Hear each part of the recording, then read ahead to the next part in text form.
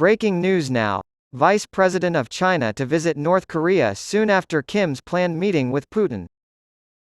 China's president is rumored to have traveled to Russia for a once-in-a-lifetime meeting with Putin, and now a Chinese delegation is planning a trip to the secretive communist state.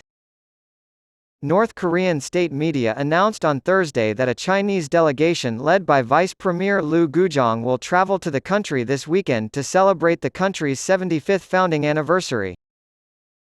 The North's official Korean Central News Agency reported that the North Korean ruling Workers' Party invited the Chinese delegation to visit. The document was vague about the activities in which the Chinese officials would take part or whether or not they would meet with Kim. A parade of North Korean militia units is expected to be the highlight of the celebrations, but Pyongyang has not yet confirmed whether a Russian delegation has been invited. Russian reserves have been depleted by its war with Ukraine, and the report of a Chinese visit comes at a time when it is speculated that North Korean leader Kim is preparing to visit Russia for a meeting with President Vladimir Putin. The meeting, according to some American reports, may take place as soon as next week in Vladivostok, Russia, where Putin is scheduled to attend an annual economic forum from Sunday through Wednesday. According to lawmaker Yu Sang-bum, who attended a closed-door briefing with officials from Seoul's National Intelligence Service, Russia and North Korea may arrange a surprise route for Kim's visit to avoid potential venues reported by the media.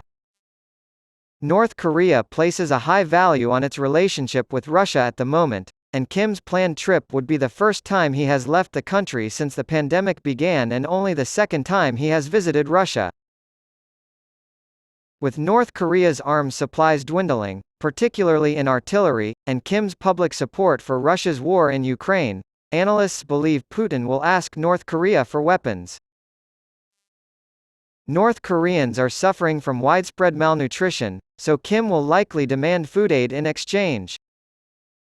The National Intelligence Service of South Korea reported last month that the food crisis is getting worse. According to the report, the number of people dying from hunger doubled between January and July when compared to the same period in the previous 5 years. According to reports, including those published by 38 North, an analytical publication that focuses on North Korea, malnutrition is at a level not seen since the famine that occurred there in the 1990s.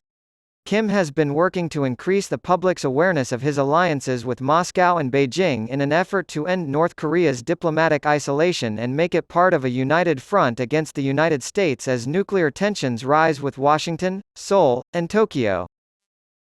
North Korean leader Kim Jong-un held a massive military parade in the country's capital of Pyongyang in July, inviting delegations led by the Russian Defense Minister Sergei Shoigu and the Chinese Communist Party's Politburo member Li Hongzhong.